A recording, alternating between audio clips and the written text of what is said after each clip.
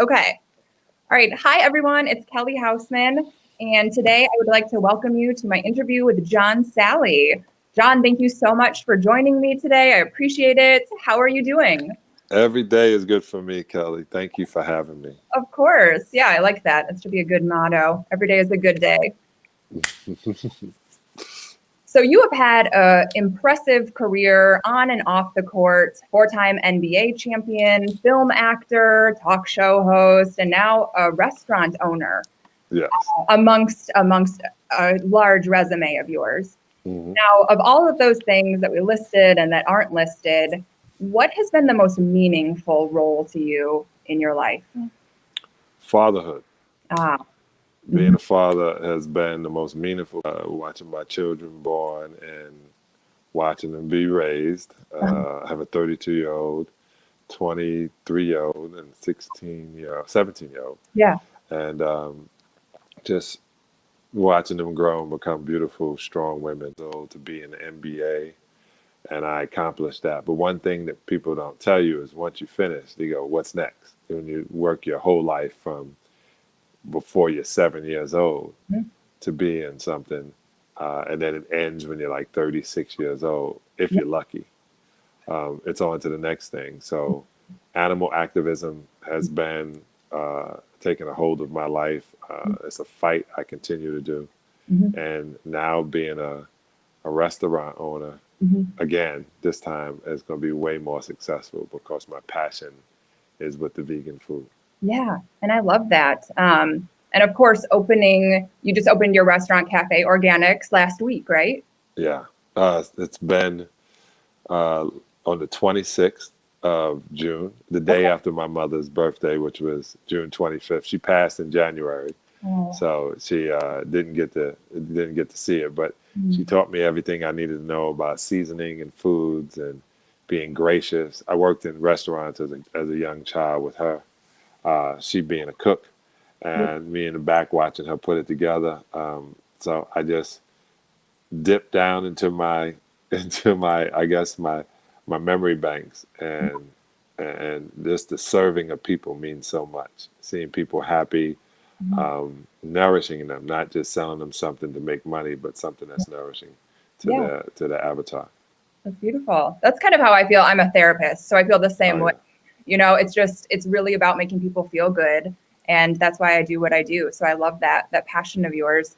And of course, opening a restaurant, even pre-pandemic, is one of the most stressful things you can do. And now this hmm adds a whole, I mean, it's an astronomical level of stress for you. How are you managing to kind of stay zen throughout all of this? Well, I believe in cannabis as a medicine. So that was definitely what I would use to help that part of my relaxation. Mhm, But eating this way, mhm, I have a new product called Spirulina for Life, mm, which I will be sending out to people for a monthly subscription. And I take this spirulina, which is a live, the most nutritionally dense superfood on the mhm. planet, and it's alive when we take it. Yeah. It's not the dehydrated one, and it's changing all the lives around me. My wife is at the point of premenopause, but there's no side effects that are coming or the effects that we normally associate with menopause. Mhm. We're getting all our vitamins, our B12s, our amino acids. Yeah. So me taking care of my body while under these stressful situations, I would say, a lot of people, I relieve it by meditating, realizing there's only a certain amount of hours in the Mhm. in the day, Yep. and things are as they're supposed to be. I constantly tell myself that Uh-huh. things are as they're supposed to be. Yep. Yeah. Just letting the universe guide you to where you're supposed to be at. Um, Yeah, so I want to talk to you. I love the mind body connection. So for me, yeah. I've been primarily vegetarian for about 10 years now. And my turning point was my husband and I were at the Iowa State Fair. And we were just walking through the animal barns. I saw the animals, the pigs, the cows, and I just loved them. You would pet them and see them. And then we come out of the barn and there's a giant, oh my gosh, like a pork tenderloin say to purchase. And I looked at my husband and I go, "Oh, what do they do with the animals here?" Not even thinking about it. And he's like, "Well, you're looking at it."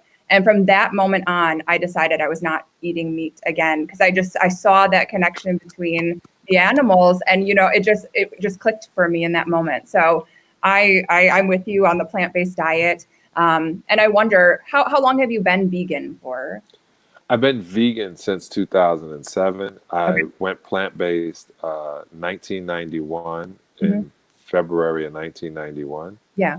And I was a lying vegetarian going back and forth. And then Mhm.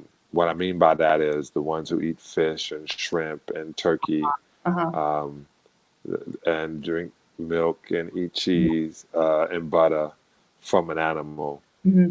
Those they call vegetarians, but there's nothing vegetable about it if Hmm. any animal has to suffer. Hmm. So with that in mind, I realized that I was aiding and abetting the murder of 56 billion land animals a year. And it's almost like the Black Lives, well, I'm not going to say that, but in the Black Lives movement, Hmm. people know things are wrong. They Hmm. know the police brutality is something we've had to deal with since being in America. Hmm. But they go, but hey, it's not affecting me. Hmm. So Yep. it's too bad. But when you know better, you should do better. Yeah. So I knew better. And that day I did a PSA for PETA Mm. about vegetarianism. And when I finished, in the back, they had food for me. And my friend Jennifer was with me, and my chief of staff, Sandra, was with me. And they were grubbing, and I was starving. Yeah. And they were like, they said, "Do you like it?" I said, "Yeah, this is vegan." I said, "Good. What's vegan?" Uh-huh. And that day, I became vegan, and Wow. I haven't looked back.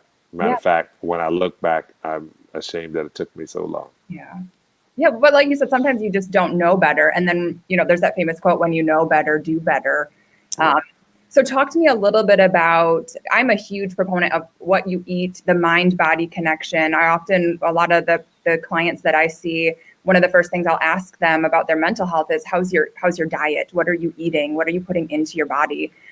So what are your thoughts on the mind-body connection, how you feel versus what you're putting in your body? One of the things when I'm teaching my clients about food, Mhm. I'm a certified health coach and then a freelance nutritionist. Mm. But what I ask is I tell everybody your mind is your lower intestine and your brain is up in your skull. Mhm. And the reason I say that is because as you eat foods and your body is doing the process it needs to process the food, Mhm. the vitamins go here, the minerals go there, the minerals go here, fat goes here, oil goes here. This is going to be eliminated right away.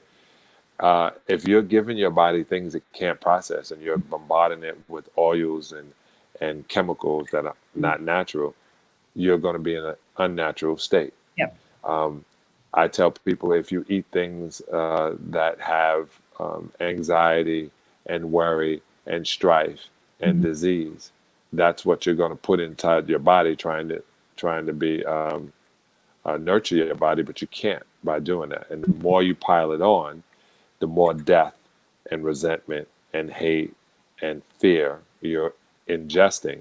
Mhm. That's going to literally be what you put out into the universe. Yeah. So I decided to tell those people you can't make your body a coffin Mhm. um, and expect you not to be in a death mentality Right. or a lack of or desensitized. Mhm. So it's very important.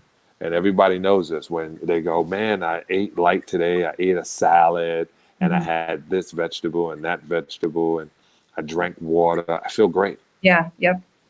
Everyone does. Yeah. There's no one who's ever eaten anything light and green and had water, really good water, spring water, Mhm. and not felt great. Yeah. So we don't know how many minutes we have on the planet, Kelly. Yep. So all the minutes I have, I try to make them joyful. Mhm. Yeah. It's beautiful. And there's a lot of people that will say, "Well, I have to eat meat in order to, be an athlete to perform." And obviously, you're living proof that you don't have to do that. And someone was even saying, "Look at some of the biggest wild animals in nature, like the horse, the bull. Hmm. They're vegetarians." So that kind of dispels that. And so, were you eating plant-based when you were in the NBA? Yeah. Okay. I started when it was my fifth year in the NBA. Mhm. I started, and then matter of fact, I had a really pretty good year. Um, but then going on, I was eating more and more, and it was people were knowing I wasn't going to eat certain things. It was going to only have restaurants where I could eat. Um, I was eating a lot of shellfish at that time, thinking I was doing better. Mm. But then I had a lot of knee problems, ankle problems, elbow, shoulders. And the reason is because I was filling my body with acids. Mm. And I was, when I didn't fill my body with acids, Mhm. um, or eating cockroaches of the sea, Yeah. I literally felt better. Mhm. And when you mention that, I used to tell people want to be as strong as the ox, and they forget that the ox eats grass. Right. Yep. And they look at a gorilla, and he's a raw foodist. Yeah. Yeah. So there's a great documentary out Uh-huh. called Game Changers. Mm. It's on Netflix, I Okay. think, or Amazon. Yeah. Definitely on YouTube. Mhm. Game Changers will explain to every athlete if you want to perform on a high level, Mhm. like a high octane Formula One car, you have to give that Formula One car high octane gas. Yep. Mhm. Yeah. Yeah, and it's so important. Like you said, you feel physically better. And then I'm sure it puts you, again, whether you're playing basketball or whether you're opening up a restaurant, it just when you feel better, Mm. you're in a better mental space. You can tackle what's in front of you better. And it's so important. So how do you use some of the mental skills that you learned as a professional athlete in your everyday life now? Oh, focus. Mm. One, Chuck Daly, God rest his soul, Mm. my coach in the Detroit Pistons, Mhm. used to say, "You have the best mental health of Wow. any athlete I've ever been around." And Yeah. this was in the 80s, he would Uh-huh. say that. And no Yeah. one was even using the word mental health. About it. Uh-huh. Um, so my focus on when staying aware of everything around, but also knowing what the ultimate goal is Mhm. and staying on course with the things that work. Yeah. I use that every day in what I do. If I have a task, Uh-huh. I never had a problem in my life. I've only had solutions to situations. Sure. So it's how you look at it, right? And it's never what it is; it's what you think it is. So in your mental, it's all like when they talk about in sports. I remember a great movie, um, the baseball movie with Kevin Costner, and the crowd was yelling and screaming and going crazy, and he would say, "Turn on the mechanism," and it would shut everything down. It'd be completely quiet, and he can hear himself speak.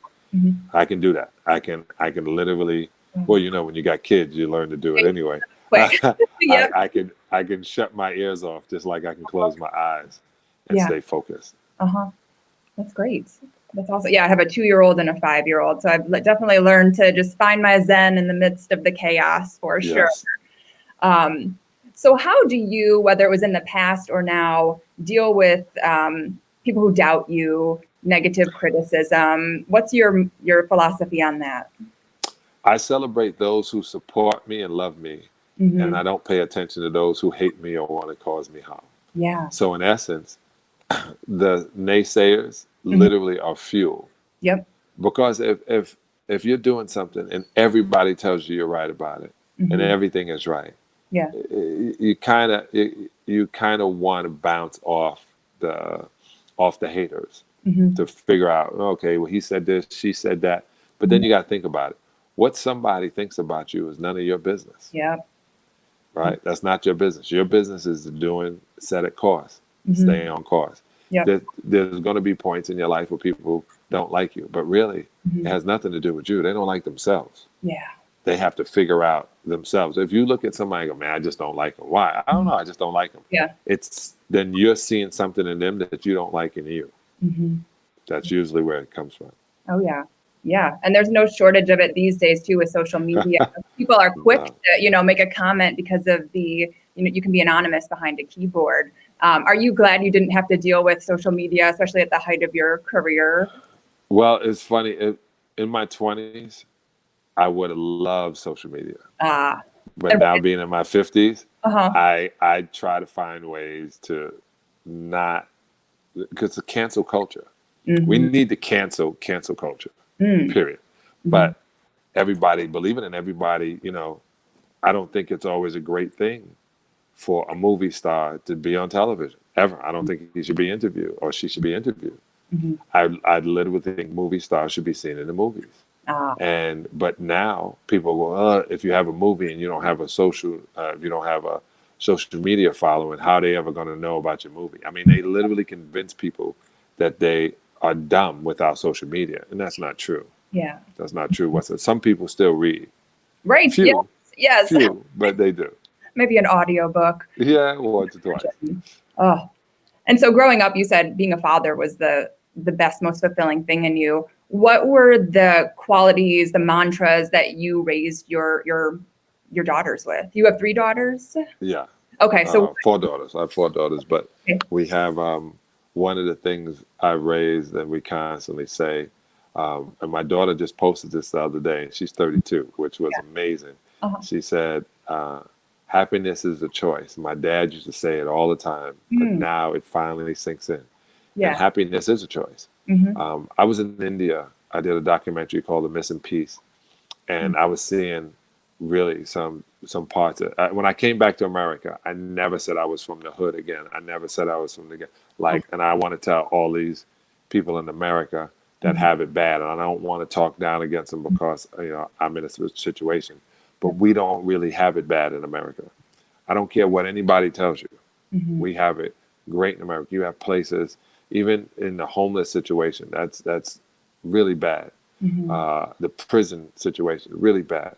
But if you were in India, with 1.2 million people, and the majority are homeless, and they leave food out for somebody walking by that may want food. Mm-hmm.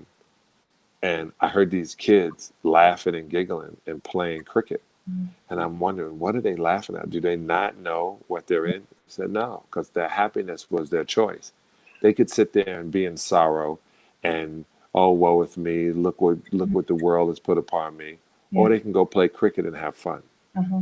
And so I realized right then, happiness is a choice. And if you choose to be happy, that's what you'll be. The other thing is I would tell my daughters is make your bed in the morning. They all would tell you, Okay. make your bed. When you get out of the bed, you stretch, you do whatever. Don't leave it messy. Well, I'm going to get back in it later. And they'll tell you, I'm a stickler on it. Yeah. Get up, fan out those night gas releases and the dead skin. Take it off. Open a window. Spray the sheets.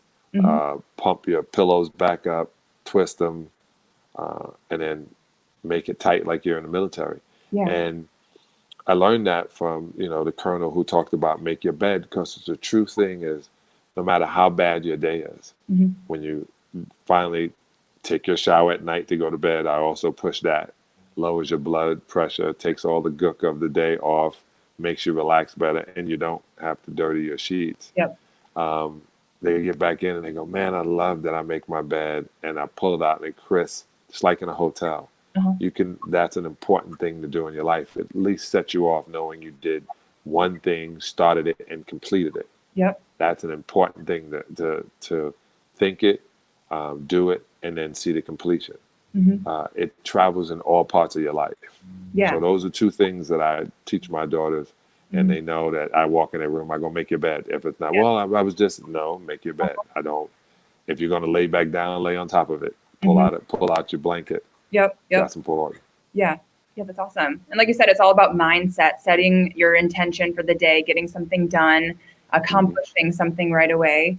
Now, how do you motivate yourself if there's just something you don't want to do or don't want to deal with? How do you push through that? I don't do it. I refuse to do anything I don't want to do. This is a very important point. I'm glad you brought that up. This is the only life I have. And this is it. I don't know, and I'm not gonna sit around and get into philosophy. What happens after? No one has gone and come back and told us what it's like on the other side. Once they've gone, that's it. So this is it in this life. Yeah. And I plan on doing whatever I want to do, however I want to do it, whenever I want to do it. Yeah. I have that mentality not to hurt anyone else. But if I didn't have that mentality, I wouldn't be interviewing with you right now You because say I that makes me wouldn't. feel better. Right. I wouldn't be the John Salley. And this is what I wanted to do. When Scott, my two great friends, Scott Lasterson, says, "Hey, I think this would be a good interview for you, a good Zoom." I'm like, yeah, because I wanted to. I Yeah. want to talk to people who want to hear me, one, and who kind of in the same alignment. Mhm. Um, I've been in this vegan world for such a long time, and one Mhm. of my friends who was helping me brand myself, Raven, she Mhm. was like, "It's not this. This is a niche market in veganism. Let's Yeah. go as deep and as far as possible. Mhm. And yeah, being a pioneer, you get the arrows, Yeah. but you also get the praise later. But Yeah. you also help someone else. Yeah. So I believe in doing what I want to do. If Uh-huh. I didn't think that way, I wouldn't have been a pro ball player. I wouldn't have been an actor. I wouldn't have been a TV host. Yeah. I wanted to do those things, so I did them. Hmm. And I love that. That's kind of my philosophy too. I always say, gone are the days we're not kids anymore. Our parents don't tell us who to hang out with or what to do or where to go. And you're right. That's really mindfulness, presence, being appreciative and so gracious for the time we do have, because we all have family members, friends who were gone way too soon. And that has to Yes, motivate us to be in the moment and to, like you said, if there's something you don't want to do, don't do it. don't Find do a it. way to live your life purposefully and meaningful. And yeah, I love that. That's Thanks. amazing. Yeah, very good philosophy. Although I don't know if that would work with my 2-year-old though. That's the only thing Well, I'm thinking. I'm like, huh. you know what Erica Badu, the great singer, Uh-huh. said. She had a son, and they go, "You take your babies on the road with you. What are you gonna do?" She said, "Hey. He came into my life. I didn't come into his." That's so And true. I was like, wow. I said, so he's going to find his way with me on my journey. Yeah. And then when he wants to part to do what he needs to do, hopefully I would have taught him what I needed to teach him on the way on my journey. Hmm. So his journey would be, if not easier, at least pleasant. Yeah. So I also look at that like with your 2-year-old. We had some friends over, and some other friends came. I didn't know them. They brought their kids, and they Mhm. speak Spanish. And these two little girls only speak Spanish. Mm. And I was like, that's cool. And the reason I thought that was cool is because there's so many Latinas and Latinos who, when their parents got here and they only spoke Spanish, they wanted their kids to speak English. Mhm. And they didn't teach them, they would speak to them in Spanish and they would answer them in English. Mhm. And my daughters speak French, and one speaks French and Spanish. And I was like, and one speaks fluent Spanish. And I was like, it's important that you understand, uh, one, how to communicate, and two, it opens your mind. But I like the fact that as a young child, their parents was like, this is what you're going to do. And I asked her how she did it. With her older child, she said, every time they didn't speak to me in Spanish, I took $1. And Huh. anytime I didn't speak to them in Spanish, I gave them $1. Okay. And that way, they were going to speak English in school and around their friends, but to their family, they were going to speak. They were not going to lose their culture. Uh-huh. And that was one way of looking at it. But the other way of looking at it is, we all know it's programming. Yeah. So you programming your 2-year-old to be a great citizen Yeah. is your job. Of course. Yeah. And not one to take lightly. It's been the Mm, toughest job I've ever had, but also the most fulfilling. Parenthood is amazing. I love That's it. dope. It's really beautiful. So what's the best advice someone's given you? What sticks out for you? Live your life Mhm. to the fullest. My father said variety is the spice of life, Uh-huh. and never stop learning. Yeah. Never stop learning. Never thinking. Yeah, you can know some things, but you can always learn some things. Yeah. Uh, I know some guys who are airplane pilots, Uh-huh. and they still have to get certified every couple of years, even Mhm. though they know it and they've done it so many times. Never Yeah. stop learning. Yep. Yep. Yeah. And especially now, there's always Yeah, room for expansion and learning and new ideas. And it's so important too, because you're right, variety is the spice of life. And if we just do the same thing every day, it's boring. It's a plateau. So we have to keep working on that. I really like gotcha. Yeah, that. Well, we're going to wrap up here. But if people want to find thank out you. more from you, where can they find you? They can go to johnsalley.com. Okay. And I'm doing some really, Kelly, some really cool things, and Yeah. especially you being a therapist. I'm getting involved with this clinic in Inglewood here in California, Yeah. and it's called Global Cardio Care now, Mm. and it's run through a 501c. But we're planning on joining my forces with that 501c and making a wellness clinic. It's a great building, and we're literally bringing it into the neighborhood, just like my restaurant, Yeah. Cafe Organics, is in a brown and black neighborhood. I remember this, and people were like, "Why'd you go there?" I said, "Because it wasn't. Yep. It needed to be there." Mhm. And they go, "There's no Whole Foods around there. There's no this." And I go, "Yeah, I'm glad I'm not a follower." Yeah. So I tell people, I'm coming to a city near you. We're doing as much as I can in Los Angeles on helping people get out of this mindset. Everybody's talking about change, Kelly. Yep. Yep. And as a health coach, when I do speak to people that say they want to change and they want to do this, they want to lose weight, they want to feel better, they want to change their diet, Mhm. I say change everything and everything changes. Change nothing and nothing changes. Right. So if you want change in everything, everything has to change. Yes. Yeah. Great. Well, I cannot So wait. johnsalley.com. Check Yes, it out. yes. And I can't wait to see everything take off, and hopefully we'll have more restaurants like that, not just nationwide, but globally too. And I love the work that you're doing with the clinic and have to follow along with that. That's incredible. Thank you. And I'll be downtown Detroit pretty I soon. was just going to say, next time you're in Detroit, you know. I found it. It's right around the Shiola Hotel. Yeah. I wanted to be in the Shiola Hotel, but they, didn't have any room for me Yeah. yet. But yeah, I decided to bring my brand of my plant-based pizzeria into Detroit. So Amazing. we'll see what's happening. Very cool. Well, I cannot wait for that. I'll be counting down the days. Thank right, you, Kelly. John Salley, thank you so much for taking time to chat with me today. I appreciate it. And hopefully I will see you in the D very soon. Yes, you will. All right. Thanks again. All right. Thanks. Bye. Awesome. Thank you. Thank you, Kelly. I appreciate it. That was great. I really Sorry it took. I literally, so much was going on. Oh no, even the fact that you had a half hour for me, it's awesome. So thank you for that. Sandra called me. She was like, "Hey, I know." I said, "What? How you doing?" She said, I know. I usually give it to you the night before, or put it in your Google account. My bad, but they sent it to you first." I said, "Sandra, you think I read the emails?"